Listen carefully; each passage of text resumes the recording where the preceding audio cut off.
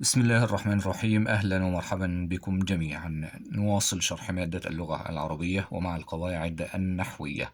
نشرح اليوم درسا مهما من دروس القواعد النحوية، وهو درس من علامات جر الاسم المجرور الياء. نلتقي اليوم مع الاسم المجرور بالياء. نقوم بالشرح أولا شرحا موجزا، ثم نقوم بعده بحل التدريبات. تابع معي الفيديو حتى النهاية حتى تستفيد كثيرا بإذن الله عز وجل. ولكن في البداية كالعادة، قم الآن بالإعجاب بهذا الفيديو وكذلك مشاركته مع الآخرين. اعمل شير واعمل لايك للفيديو حتى يستفيد منه الجميع. هيا بنا نبدأ. قبل أن نبدأ، عرفنا في الدرس السابق علامة جر الاسم المفرد وجمع التكسير وجمع المؤنث السالم. الاسم المفرد وجمع التكسير وجمع المؤنث السالم، وطبعا كانت علامة جر هذه الأسماء طبعا الكسرة. تحدثنا عنها في الفيديو السابق، أرجو أن تعود إليه. والآن في هذا الفيديو أو في هذه الحلقة نتعرف على علامة جر المثنى وجمع المذكر السالم وهي الياء. هيا بنا نبدأ. فالبداية نقول المثنى وجمع المذكر السالم يجران بالياء. أولا، ما الفرق بين المثنى وجمع المذكر السالم؟ المثنى هو اسم يدل على اثنين أو اثنتين. أولا المثنى هو إيه؟ هو اسم. يبقى إذا ما ينفعش تقول على الفعل مثنى أو الحرف. المثنى هو اسم ليس فعلا ليس حرفا.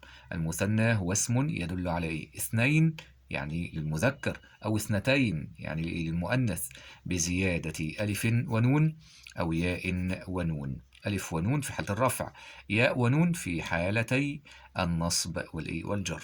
طبعا هذه الزيادة تكون على مفرده، وانتبه بزيادة، يعني الألف والنون والياء والنون لازم تكون إيه؟ لازم تكون زايدة. لازم تكون إيه؟ زايدة عن الكلمة، مش أصلية. يعني مثلا لما أجي أقول مثلا كلمة سكين، آخرها ياء ونون، هل سكين مثنى؟ لا. ليه؟ أولا ياء والنون هنا ليست زائدة، وبعدين احنا قلنا التعريف لازم يكون أكثر لازم يدل على اثنين أو اثنتين. هل كلمة سكين دلت على اثنين أو اثنتين؟ لا طبعا، وهكذا. يبقى إذا التعريف مهم، لازم تحفظه صم.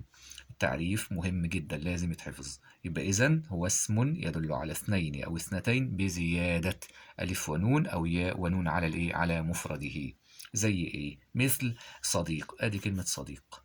طيب عايزين نخليها مثنى، نطبق التعريف بزيادة ألف ونون أو ياء ونون.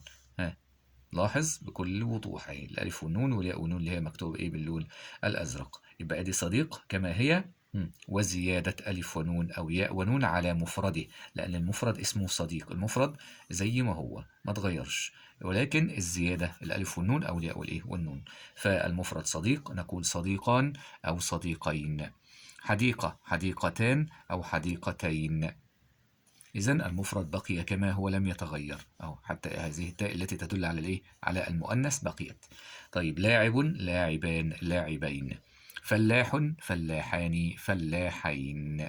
طيب لاحظ قبل النون طبعا في سكون، والياء هذه قبلها لازم يكون الحرف مفتوح، لازم الحرف يكون قبلها مفتوح. طيب لاحظ أيضا أن نون المثنى دائما مكسورة. هيا بنا ننتقل إلى جمع المذكر السالم. هو اسم أيضا، هو اسم يدل على أكثر من. هنا مش كنا بنقول أكثر من، كان بيدل على اثنين أو اثنتين، ده في المثنى. إنما في جمع المذكر السالم هو اسم يدل على أكثر من اثنين أو إيه؟ أو اثنتين، بزيادة واو ونون أو ياء ونون على مفرده. يبقى في المثنى زيادة ألف ونون أو ياء ونون، في جمع المذكر السالم زيادة واو ونون أو ياء وإيه ونون على مفرده. مثل معلم، هذا في حالة المفرد. عند الجمع، جمع المذكر السالم نقول معلمون معلمين. لاحظ المفرد بقي كما هو، ولكن الزيادة الواو والنون والياء والنون. مهندس مهندسون مهندسين. لاعب لاعبون لاعبين. سائح سائحون سائحين. لاحظ أيضا ما قبل الياء هنا مكسور، ما قبل الياء في جمع المذكر السالم مكسور قبل كسرة.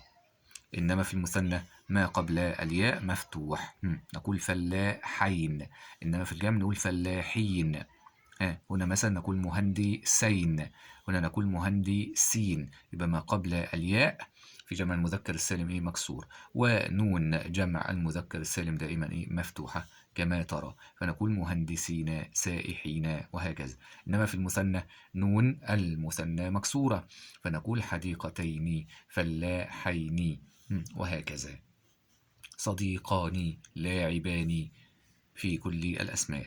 أرجو أن تكون انتبهت لهذا الفرق. يبقى إذن الحرف الذي قبل الياء في المثنى المجرور طبعا، اللي هو المجرور اللي هو يفعل بالياء يعني، فيكون طبعا مفتوحا. طيب الحرف الذي قبل الياء في جمع المذكر السالم المجرور، طبعا هو المجرور والمنصوب، ولكن بما أننا نتحدث عن الاسم المجرور يعني، فيكون يكون مكسورا. بعد أن تعرفنا على المثنى وجمع المذكر السالم، نتعرف على علامة الإعراب.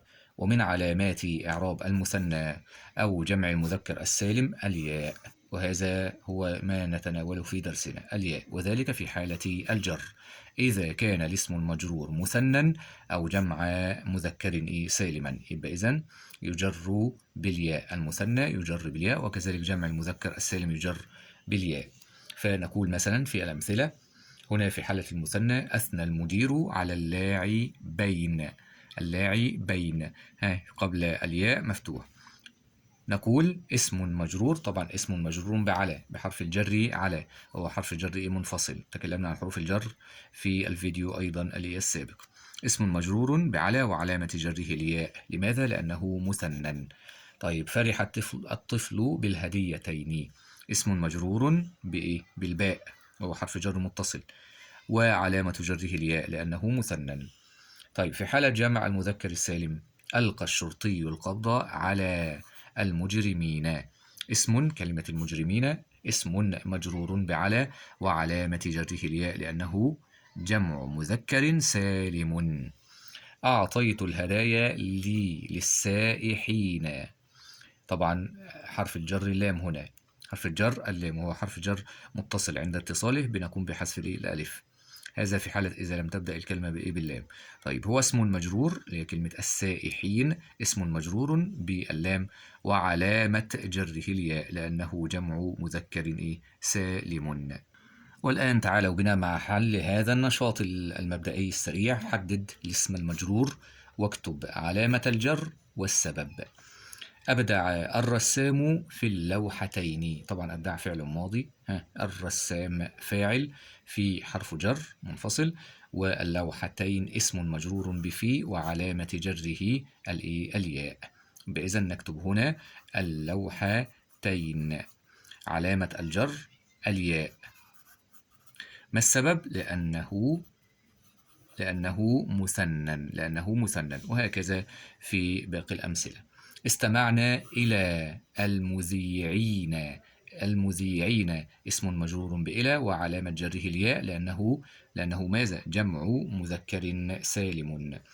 احتفلت المدرسة بالناجحين، اسم مجرور بالباء وعلامة جره الياء لأنه جمع مذكر سالم. فاز التلميذ بجائزتين، جائزتين اسم مجرور بالباء وعلامة جره الياء لأنه مثنى. التقيت بصديقين أثناء سيري، طبعا طالما النون مكسورة يبقى إذن هذا مثنى.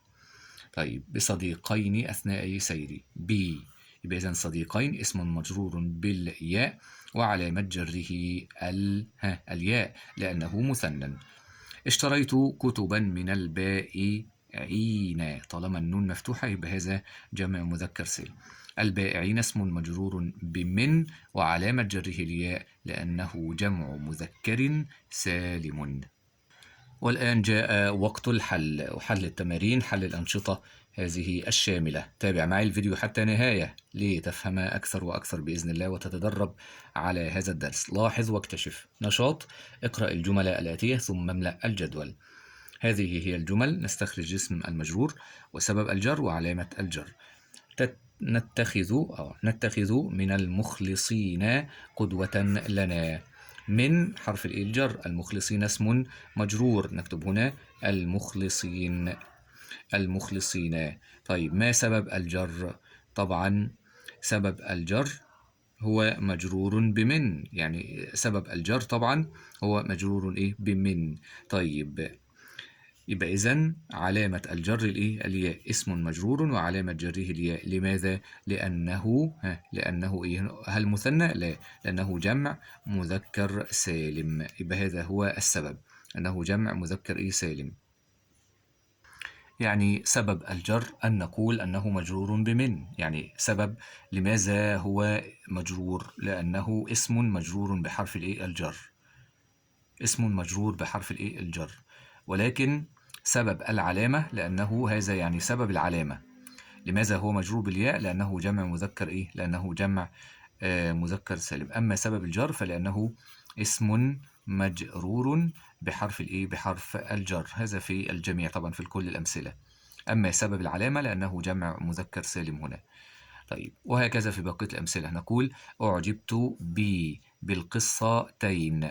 الباء حرف جر، القصتين اسم مجرور بالباء وعلامة جره الياء لأنه مثنى. مررت بفلاحين يجمعون المحصول. بفلاحين، كلمة فلاحين اسم مجرور بالباء وعلامة جره الياء لأنه جمع مذكر سالم. طيب سلمت على الطالبين المتفوقين. طيب الطالبين اسم مجرور بعلى وعلامة جره الياء، علامة جره الياء. لماذا؟ لأنه مثنى. عرض المريض على الطبيبين. الطبيبين اسم مجرور بعلى وعلامة جره الياء لأنه مثنى. استمتع الطفلان باللعبتين. اللعبتين اسم مجرور بالباء وعلامة جره الياء لأنه مثنى. استفدت من المعلمين. كلمة المعلمين اسم مجرور بمن وعلامة جره الياء لأنه جمع مذكر سالم. المتفوقتان كالوردتين المتفتحتين. الوردتين اسم مجرور بالكاف، طبعا الكاف حرف جر هنا متصل وعلامة جره الياء لأنه مثنى. بحثت عن المخلصين كي أتعلم منهم. المخلصين اسم مجرور بعن وعلامة جره الياء. لماذا؟ لأنه إيه؟ جمع مذكر سالم. استمع الطلاب إلى درسين اسم مجرور بإلى وعلامة جره الياء لأنه مثنى. النشاط الثاني: ضع علامة صح أمام العبارة الصحيحة نحويا. طيب وعلامة خطأ أمام العبارة طبعا غير الصحيحة نحويا. أثنيت على العاملين. المتعاونين، طبعا هو يقول عاملون يبقى إذن هنا خطأ. الصحيح أن نقول على العاملين اسم مجرور بعلى وعلامة جره الياء لأنه جمع مذكر سالم. بعد ذلك أعجبت بالوالدين المشجعين لابنهما. إجابة صحيحة. دافع الجنديان عن وطنهما كالأسدين. إجابة صحيحة أيضا. هنا حرف الجر الباء في بالوالدين، هنا حرف الجر عن وطنهما طبعا عن وطنهما كالأسدين. طبعا عن وطنهما، وطن اسم مجرور بعن وعلامة جره الكسرة. هذا يتعلق بدرس السابق. درسنا اليوم كالأسدين. الكاف هنا حرف جر والأسدين اسم مجرور بالكاف وعلامة جره الياء لأنه مثنى. استعنت بصديقين وليس بصديقان، بصديقين في حل المسألة. بإذن هنا هذا المثال خطأ، أو العبارة هنا يعني خطأ غير صحيحة. فرحت باللاعبين الذين فازوا بالمسابقة. طبعا الباء حرف جر واللاعبين طبعا اسم مجرور بالباء وعلامة جره الياء، يبقى هنا الإجابة صحيحة. عاصم يقوم بالرسم. طبعا علامة الجر هنا الكسرة. لماذا؟ لأنه مفرد. إجابة صحيحة أيضا. بعد ذلك هل من طالبات حضرت من طالبات، ليست الفتحة وإنما الكسرة. يبقى حرف الجر هنا إيه؟ من. وطالبات اسم مجرور بمن وعلامة جره الكسر. يبقى هذا المثال خطأ. قدمت العصير للسائحين، ياء ونون. اللام طبعا حرف جر، يبقى نقول للسائحين. طبعا هذا المثال خطأ أيضا. راجعت الدروس في المكتبة تي، ليس المكتبة بالفتح، بالمكتبة بالكسر. اسم مجرور بفي وعلامة جره الكسرة، طبعا لأنه اسم مفرد، كما قلنا في الدرس السابق. الاسم المفرد جمع التكسير، جمع المؤنث السالم يجر بماذا؟ يجر بالكسرة، وهي العلامة الأصلية. المهم المثال هنا خطأ. الجماهير في الميادين، في الميادين، في الميادين. يبقى إذن هنا اسم مجرور. انتبه، هذا مثال مهم.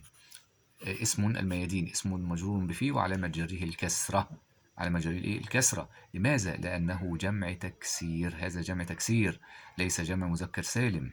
انتبه. لماذا؟ لأن الياء والنون هنا طبعا ليست إيه؟ ليست انتبه، ليست زائدة. وأيضا هذا المفرد ليس سالما، يعني المفرد هنا تغير، لأن المفرد ميدان، فالمفرد لاحظ حصل فيه إيه؟ تغيير. أضفنا هنا في الجمع، أضفنا بعد الياء إيه؟ بعد الياء ألف. المهم شرحنا قبل ذلك الفرق بين المفرد والإيه؟ والجمع، وجمع المذكر السالم وجمع التكسير وهكذا. إذن المهم الإجابة هنا إيه؟ خطأ. الميادين اسم مجرور بفي وعلامة جره الإيه؟ الكسرة، لأنه جمع تكسير. انتبه، هذا ليس جمعا إيه؟ مذكرا سالما. ننتقل إلى النشاط الثالث ونحاول أن نكمل بقية الأمثلة سريعا حتى يعني لا يطول وقت الفيديو. أكمل الجمل التالية بمثنى مناسب. فاز التلميذ، فاز التلميذ مثلا نقول بجائزتين. طيب سلمت على مين؟ المحبوبين. سلمت على الطالبين مثلا، المحبوبين، أو المعلمين المحبوبين. أزال العامل القمامة من أزال القمامة من إيه؟ من الصندوقين مثلا، أو أي مثال مناسب. طيب مررت بإيه؟ مسرورين، نقول مثلا بطالبين مسرورين. التقطت صورا لمثلا هرمين، أو لولدين، أي مثال يعني، المهم يكون مثنى إيه؟ مناسب للمعنى. اشترك اللاعب في مباراتين. تجولت في المتحفين. كتب الصحفي، طبعا يريد كل مثنى، وهو اسم مجرور. نلاحظ في كل أمثلة اسم مجرور بحرف الجر يعني الذي يسبقه، وعلامة الجر طبعا الياء لأنه إيه؟ مثنى. كتب الصحفي عن نقول الحادثتين. المعلم يتحدث إلى الطالبين أو التلميذين. مر السائح بالمتحفين مثلا، أو نأتي بأي أمثلة مختلفة، أو بالأثرين. كذلك هنا في النشاط الرابع. أكمل الجمل التالية بجمع مذكر سالم مناسب. يتقدم الوطن، يتقدم الوطن يتقدم الوطن بإيه؟ نقول بالمثقفين مثلا. طيب عرضت المشروع على المهندسين.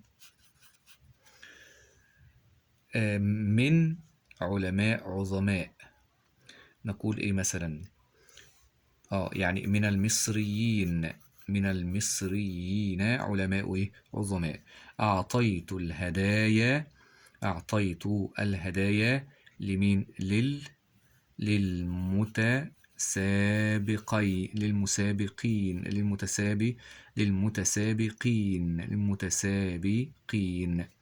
طيب أشرفت على في المصنع. أشرفت على من؟ أشرفت على العاملين في المصنع. في بلدنا الكثير من الناجحين. فرح المعلم بالمتفوقين. يسلم الطلاب على المعلمين. ابتعد عن المنافقين مثلا، المخادعين. أحسنت إلى المحتاجين. وهكذا يمكنك أن تأتي يعني بالكثير من الأمثلة. المهم كل هذه الأمثلة فيها جمع مذكر سالم قبل حرف جر، يبقى إذن اسم مجرور بحرف الجر الذي يسبقه، وبالتالي علامة الجر الياء لأنه جمع مذكر سالم. ونصل إلى أنشطة لاحظ وتعلم. النشاط الخامس: اختر الإجابة الصحيحة مما بين القوسين. فرحت بإيه؟ المتعاونين جمع مذكر سالم، يبقى نختار كلمة مناسبة، وطبعا هتكون مجرورة وعلامة الجر الياء. يبقى فرحت بالفلاحين، لازم يكون قبل الياء كسرة والنون مفتوحة. يبقى إذن خلي بالك من العلامتين دول مهمين. ما قبل الياء في جمع المذكر السالم ما قبل الياء كسرة، والنون طبعا مفتوحة، فنقول فرحت بالفلاحين. خلي بالك من العلامتين دول مهمين، ادي قبل الياء كسرة، والعلامة التانية ان النون بتكون مفتوحة. ده طبعا عكس المثنى. المثنى يعني لاحظ بقى المثنى هنا هنختار الشجرتين. طيب لاحظ ما قبل الياء هنا في المثنى ما قبل الياء مفتوح والنون مكسورة، إنما في جمع المذكر السالم العكس، ما قبل الياء مكسور والنون مفتوحة. انتبه لهذه العلامات مهمة. يبقى نقول مرة أخرى: فرحت بالفلاحين المتعاونين. يقفز القرد على الشجرتين العاليتين. ولاحظ الياء هنا عليها سكون وبنكتبه، خلاص الياء ساكن. أنقذ الرجل الكلب من الصيادين. طبعا الصيادين اسم مجرور بمن، وعلامة جره الياء لأنه جمع مذكر سالم. أثنيت على العاملين. طيب ليه قلتها العاملين؟ لأن اللام مفتوحة ما قبل الياء. على العاملين النشيطين. طبعا كلمة العاملين اسم مجرور بعلى، وعلامة جره أيضا الياء لأنه مثنى، هو نفس العلامة ولكن السبب مختلف. تقربت من إيه؟ طبعا يريد تقربت هل من الطيبون؟ طبعا خطأ. من الطيبات بالرفع هكذا؟ طبعا خطأ. من الطيبان طبعا بالألف؟ طبعا خطأ. يبقى إذا من الطيبين، من الطيبين. بعد ذلك قرأ الطالبان في إيه؟ في المجلتين. سعد الحاضرون بالفنانين. فين؟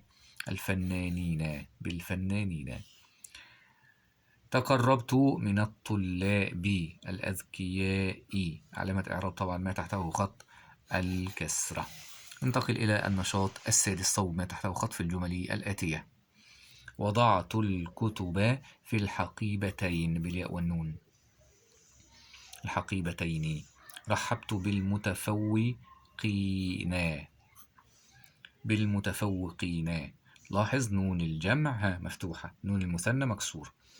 فاز الطفل بالهديتين.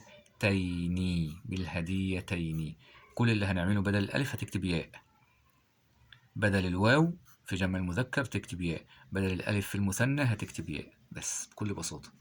قبض الشرطي على للصين. أخذت العلم من المعلمين.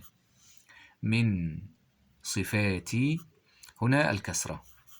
طيب من صفاتي طبعا لماذا الكسرة؟ لأنه جمع تكسير، لأن الاسم هنا جمع تكسير، فإذا يعرب بعلامة أصلية وهي الكسرة، يجر بعلامة أصلية وهي الكسرة. من صفات الناجح التعاون. أعطيت الكرة للولدين. الجندي في الصحراء. أيضا علامة الجر الكسرة. في الصحراء اللي طبعا لأنه مفرد. تحدث المذيع عن الأخلاق. علامة الجر الكسرة لأنه طبعا جمع تكسير. ننتقل إلى النشاط السابع. ثني ما تحته خط واجمعه وغير ما يلزم. مررت بفلاح نشيط، فنقول مررت في حالة المثنى بفلاحين، هكذا. لازم خلي بالك التشكيل مهم. بفلاحين هتفتح ما قبل الياء وتكسر النون. نشيطين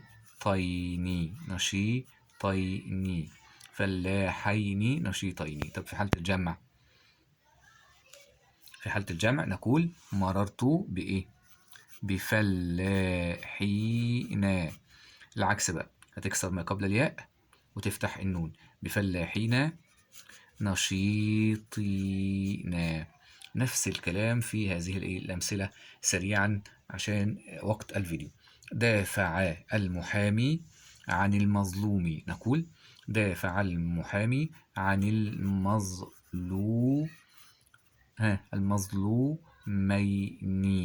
المظلومين. هي نفس الكلمة بس الفرق التشكيل. المظلومين. لاحظ، يبقى في المثنى نفتح وبعدين بنكسر، في الجمع بنكسر الأول وبعدين بنفتح النون. سلمت على عامل مخلص، فنقول في المثنى سلمت على عاملين مخلصين. في حالة جمع المذكر السالم نقول سلمت على عاملين مخلصين. مررت بطبيبة مشهورة، في المثنى مررت بطبيبتين مشهورتين. نقول بطبيبتين مشهورتين. وهنا نقول بقى بطبي، مش هينفع هنا، خلي بالك ده جمع هيبقى جمع مؤنث سالم، مش هينفع نجمعه جمع مذكر سالم لأن كلمة طبيبة أصلا مؤنث. طالما المفرد مؤنث يبقى مش هينفع نجمعه جمع مذكر. هينفع؟ مش هينفع طبعا. يبقى طالما المفرد جمع مؤنث يبقى نجمعه جمع مؤنث. نجمعه جمع مؤنث طبعا. ليه؟ لأن طبعا جمع المذكر السالم كل اسم يدل على أكثر من اثنين، طبعا بزيادة واو ونون أو ياء ونون للعاقل وللعاقل فقط أيضا. طيب يعني ليس للمؤنث. بطبيبتين فنقول هنا بطبيبات هكذا، بطبيبات مشهورات. بعد ذلك كرمنا من الرئيس، فنقول كرمنا من الرئيسين. طيب في حالة الجمع طبعا هنجمعها بقى جمع تكسير، من الرؤساء. المهم علامة الجر هنا الياء في حالة المثنى، علامة الجر هنا الكسرة في حالة جمع التكسير كالمفرد تماما. يبقى إذن المفرد يجر بالكسرة، جمع التكسير يجر بالكسرة، كذلك جمع المؤنث السالم يجر بالكسرة. ننتقل إلى النشاط الثامن. أكمل بما هو مطلوب بين القوسين. وصل المسافرون إلى، يريدنا اسم مجرور مفرد، اسم مجرور مفرد واضبطه. وصل المسافرون إلى البلد مثلا، أو إلى بلدهم، إلى البلد، أو إلى الوطن، أي كلمة. المهم يبقى اسم مجرور مفرد وعلامة جره طبعا هنا الكسرة. سأل طبعا الكسرة لأنه مفرد. سأل المعلم، يريد اسم مجرور مثنى. طيب سأل المعلم عن الطالبين اسم مجرور بعن وعلامة جره طبعا الياء لأنه مثنى. اهتم المرشد ب، اسم مجرور جمع مذكر سالم. نقول اهتم المرشد بالسائحين، هكذا، اسم طبعا مجرور جمع مذكر سالم فيجر بالياء. أسرع الرجل إلى الحارس، اجعل ما تحته خط مثنى. نقول أسرع الرجل إلى الحارسين، الحارسين هكذا، الحارسين. بعد ذلك تصاعدت الأدخنة من المنزل، اجعل ما تحته خط، جمع تكسير واضبط. طبعا جمع المنزل هتبقى ايه؟ المنازل بالكسرة أيضا، لأن المفرد وجمع تكسير وجمع المؤنث السالم يجر بالايه؟ بالكسر. العلامة الأصلية يصفق المدرب للاعب، اجعل ما تحته أو ديت إيه؟ للاعب. طبعا يصفق المدرب للإيه؟ للاعب. اجعل ما تحته خط، جمع مذكر إيه؟ سالم. طيب لاحظ طبعا لما دخلت الألف واللام، طبعا هذا الاسم اللي هو كلمة إيه؟ اللاعب هكذا، اللاعب. لاحظ ال بعدها لام، ال بعدها ايه؟ لام. طيب لما نيجي بقى ندخل حرف الجر اللام، لاحظ بقى ايه اللي بيحصل؟ ادي حرف الجر لام اهي، هنعمل ايه؟ هنحذف الالف واللام، هنحذف ال على بعضها فتصير للاعب هكذا، للاعب. انتبه، ودي طبعا ذكرناها قبل ذلك. المهم يصفق المدرب لإيه؟ للاعب. فنقول في حالة جمع المذكر السالم للاعبين هكذا. طبعا ما قبل الياء مكسور والنون مفتوحة. ننتقل إلى النشاط التاسع. يهتم التلميذ المثالي بالقراءة. طبعا هذه الهمزة متوسطة، طبعا مكتوب على السطر، همزة متوسطة على السطر لأن قبلها ألف مد، طبعا الهمزة مفتوحة، ده الأساس. المهم بالقراءة، الباء حرف جر، القراءة اسم مجرور، اسم اسم مجرور، وعلامة جره، علامة جره طبعا الايه؟ الكسرة. لماذا؟ لأنه مفرد، لأنه مفرد. ويحرص، يحرص فعل مضارع، فعل مضارع مرفوع وعلامة رفعه الضمة، أنه لم يسبق بناصب أو جازم. ويحرص على قراءة الكتب بأنواعها للاستفادة منها، ويسجل في دفتره كل جديد يتعلمه، ويسأل عما لا يفهمه، وكل ذلك جعله من المدركين لكل ما يحدث حوله، فيصل إلى مكانة عالية، ويكون له شأن في المستقبل، ويقدره الوطن. ويقدره، من اللي هيقدر الوطن؟ يبقى الوطن طبعا فاعل مرفوع وعلامة رفعه الضمة، يقدره الوطن ويحتفل به. استخرج من الفكرة حرف جر، طبعا حروف جر كثيرة جدا. يهتم التلميذ المثالي بالباء مثلا بالقراءة، ويحرص على قراءة الكتب بأنواعها للاستفادة اللام، وهكذا حروف الجر كثير. ويسجل في دفتر، كل هذه حروف جر. استخرج اسم إشارة، اسم إيه؟ إشارة، اسم إشارة. ممكن مثلا أن نقول وكل ذلك اسم إشارة. استخرج فعلا مضارعا وآخر ماضيا، عايز فعل مضارع وفعل ماضي. طيب فعل مضارع وفعل ماضي. يهتم طبعا مضارع، يهتم.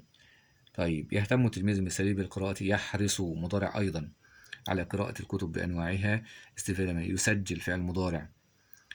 بعد ذلك يسأل فعل مضارع. كل ذلك جعله، طبعا ده فعل ماضي. استخرج جمعا وحدد نوعه. يريد طبعا اسم يكون جمع. نقول في حالة الجمع قراءة الكتب، كلمة الكتب طبعا ده جمع. طيب نوعه جمع تكسير، جمع ايه؟ تكسير. ممكن نستخرج جمع آخر، قلنا هنا كلمة المدركين جمع مذكر سالم، جمع مذكر سالم. بعد ذلك أجب عما يأتي بما هو مطلوب. ماذا يريد هنا؟ أكمل بجمع مذكر سالم، جمع مذكر سالم مناسب. كافأ، يريد جمع طبعا، فنقول كافأ المعلمون الناجحين، كافأ المعلمون. لماذا؟ طبعا فاعل مرفوع وعلامة رفعه الواو لأنه جمع مذكر سالم. سلمت على المتسابقين، طبعا بنكسر ما قبل الياء، الكسرة عشان تناسب الياء. سلمت على متسابقين، طبعا هذا إيه؟ هو بيقول صواب ما تحته خط، فعلا متسابقون أي خطأ. يبقى إذا نقول المتسابقين اسم مجرور بعلى وعلامة جره الياء لأنه جمع مذكر سالم. اهتمت الطبيبة بالمرضى، اجعل ما تحته خط جمع مؤنث سالم. طبعا الطبيبة هنا فاعل، الطبيبة فاعل مرفوع علامة رفعه الإيه؟ الضمة، فنقول الطبيبة فاعل مرفوع وعلامة رفعه الضمة لأنه جمع مؤنث سالم. طبعا مرفوع وعلامة رفعه الإيه؟ الضمة. بنأتي في آخره بألف وتاء. تابع معي الفيديو القادم بإذن الله النص الأدبي الفلاح الفصيح الجزء الأول منه.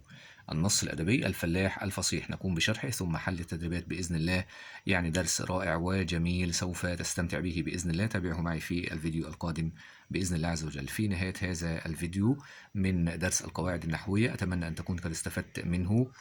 إذا كان لديك أي سؤال أو استفسار أرسله لنا بأي طريقة في القناة في أسفل يعني الفيديو في التعليقات أو في المنتدى أو على الواتساب أو في أي مكان كان، سوف نجيب عليك بإذن الله عز وجل. في النهاية لا تنسى الاشتراك في القناة، كذلك تفعيل الجرس، كذلك لا تنسى الإعجاب والمشاركة، الإعجاب بالفيديو وكذلك مشاركته مع الآخرين. اعمل لايك، اعمل شير حتى يعني يصل هذا الفيديو للكثير ويستفيدون منه أيضا. شكرا لكم والسلام عليكم ورحمة الله وبركاته.